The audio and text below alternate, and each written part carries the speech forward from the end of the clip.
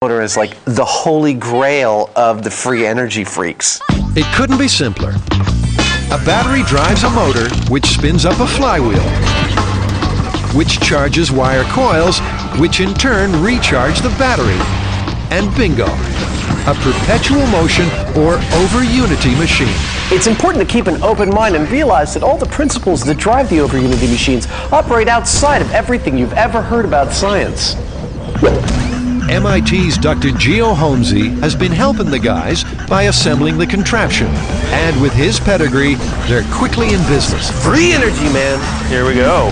Activate the modulator. Modulator activated. A modulator switches the motor on and off, so preserving power while the flywheel keeps on spinning, in theory, replenishing the battery. Okay, it's spinning up. I can hear it getting slower.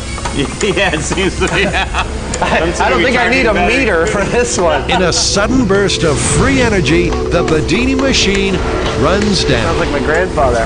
Oh, getting sick. It's draining more from the battery on each cycle than it's putting back in when it recharges. That's the one big problem with perpetual motion machines. They're not perpetual. Over unity, huh? That's an efficiency of over 100%.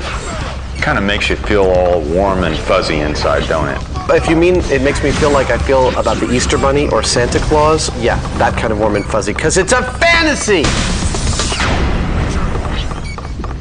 The fortunes of free energy are now riding on the re-glued temperature wheel. If it comes unstuck, Adam's dreams of glory bite the dust. But nothing is leaking today. Everything is good. The temperature wheel stands in a tank of water, which will be heated by studio lights in place of the sun. Jamie's baffled by Adam's creation. I don't know what to think of this contraption. I think in theory it actually ought to work, as I understand it, but you know, actually come to think of it, I'm not really sure that I do understand it. The idea behind the Minto wheel is that these tanks are arranged in pairs, each one connected to its neighbor opposite the wheel. And there's some propane in here. Propane is a terrific natural refrigerant and a coolant. It's got a boiling point that's below room temperature. So there's some propane in here, and when we heat it up with the water, it bubbles up into this tank, making it heavier. And as each one successively does that and gets heavier, the wheel starts turning. This is the idea.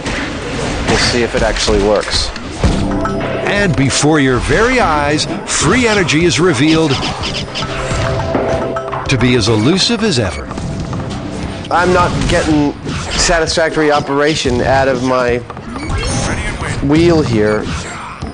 Come on!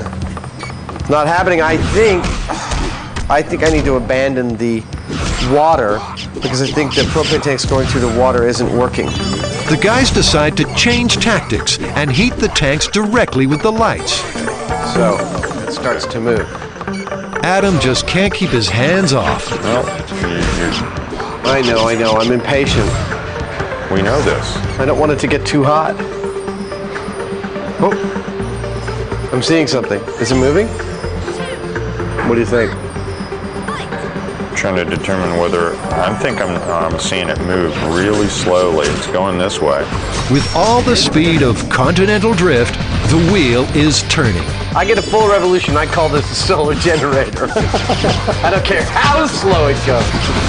Come on. It's breaking free. It's breaking free of the bonds of the energy conglomerates. It's just slow. You know, it's silly. We're now working on almost 3/4 of a full revolution. It is the slowest machine I've ever seen go, but it is going, and it's working on thermal energy. I don't think this is the kind of thing that's going to end up powering a generator at your house. I mean, the fastest machine that anyone's built from this, and I know I'll be corrected on this, but that I could research, the fastest machine yet built was like 1 revolution per minute. I mean, that's not a blistering energy producing speed. You know, maybe you could, I don't know what you could do. You could fan your sheep or something at that speed.